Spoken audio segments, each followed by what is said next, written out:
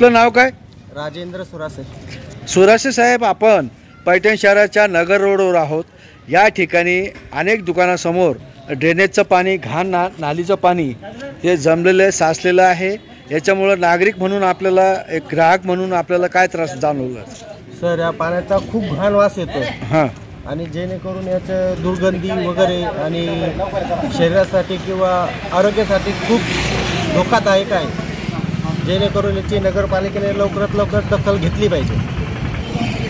पैठण शहराची प्रसिद्ध असलेली क्वालिटी कॉम्प्युटर या संस्थेचे मालक बाळासाहेब काटे आपल्यासोबत आहेत. बाळासाहेब काटे, आपल्या दुकानाच्या समोर, शॉपिंग सेंटर समोर खूप मोठी दुर्गंधीयुक्त असं घाण पाणी जमतं आहे. या संदर्भात आपलं काय म्हणणं आहे? गेल्या 6 महिन्यापासून मी चौकशी करतो आहे. या घाणीच्या पाण्यामुळे मी स्वतः 3दा आजारी पडलो. वारंवार मी अर्ज पण केलेले आहेत, माझ्याकडे अर्जाच्या प्रती आहेत, परंतु कुठलीही कारवाई होत नाही. हातूरमातूर काम केलं जातं, साफसफाई एक तात्पुरती केली जाते, याचा काहीही परिणाम होत नाही. मग आता शेवटचं काय म्हणणं आहे तुमचं? शेवटचं काय, षष्टीनिमित्त झाले तर पाहू आपण. षष्टी आता जवळ षष्टी आलेली आहे, भाविक लोकांची गर्दी राहील आणि आपल्यासमोर मी भाविकांची राहण्याची सोय करत असतो. दुकानासमोर आपल्या भाविक झोपतात, त्यांची पण सोय करत असतो. आपलं शुभ नाव काय? सचिन रामप्रसाद गिरगे. गिरगे साहेब, पैठणच्या नगर रोडवर जी काही विघ्नहर्ता पतसंस्था आणि अनेक दुकानं आहेत, तर त्याच्यासमोर खूप मोठं दुर्गंधीयुक्त पाणी, ड्रेनेजचं पाणी इथं साचतं आहे.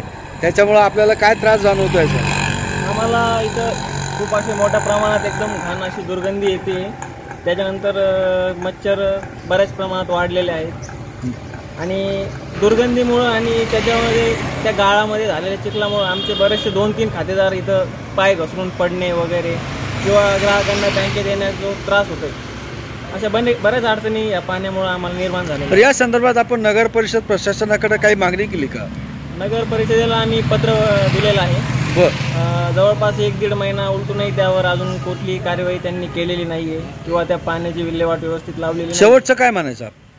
शेवटचं, जर त्यांच्याकडून जर व्यवस्थित होत नसेल तर आमच्या जी गैरसोय होत आहे त्याबद्दल आणि आमचे जे कस्टमर वगैरे ज्यांना जो त्रास होतो आहे, समजा जर कोणी पडलं वगैरे, त्याची त्यांनी जबाबदारी स्वीकारावी, एवढं आमचं म्हणणं आहे.